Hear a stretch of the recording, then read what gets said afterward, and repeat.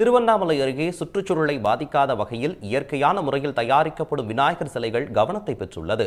திருவண்ணாமலை அடுத்த வேங்கிக்கால் பகுதியில் விநாயகர் சதுர்த்தியை ஒட்டி சிலைகள் தயாரிப்பு பணிகளில் தொழிலாளர்கள் தீவிரம் காட்டி வருகின்றனர். குறிப்பாக சுற்றுச்சூழலை பாதுகாக்கும் வகையில் மரவள்ளி கிழங்கு, காகிதக்கூழ் மற்றும் வாட்டர் பெயிண்ட் மூலம் வண்ணமயமாக சிலைகள் தயாரிக்கப்பட்டு வருகிறது. சிலைகளில் மர விதைகளை உள்ளே வைத்து 2 அடி முதல் 10 அடி வரை சிலைகள் தயாரிக்கப்பட்டு விற்பனைக்காக வைக்கப்பட்டுள்ளது. உடுக்கை பிள்ளையார், திரிசூலம் பிள்ளையார், சிவன், பார்வதி, பிள்ளையார், சிங்கம், சிறுத்தை பிள்ளையார் என விதவிதமான சிலைகள் காண்போர் கவனத்தை ஈர்த்துள்ளது.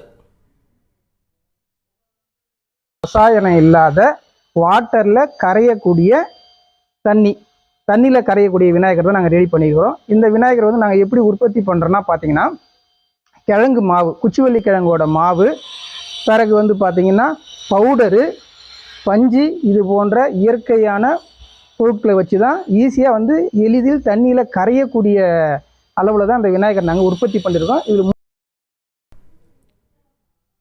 இதேபோல் தேனி மாவட்டம் ஆண்டிப்பட்டி அருகே கடமலைகுண்டு கிராமத்தைச் சேர்ந்த 65 வயது முதியவர் துரைசாமி ரசாயனம் கலப்படமின்றி பாரம்பரிய முறையில் களிமண்ணால் விநாயகர் சிலையை வடிவமைத்து வருகிறார். இருப்பினும் தற்போது களிமண்ணால் வடிவமைக்கப்படும் சிலைகளுக்கு மவுசு குறைந்து விட்டதாக கவலை தெரிவிக்கும் முதியவர், இயற்கை முறையிலான சிலைகளுக்கு ஆர்டர் கிடைக்க வேண்டுமென தான் தயாரித்த சிலை முன்பே வேண்டியபடி வேதனையுடன் காத்திருக்கிறார்.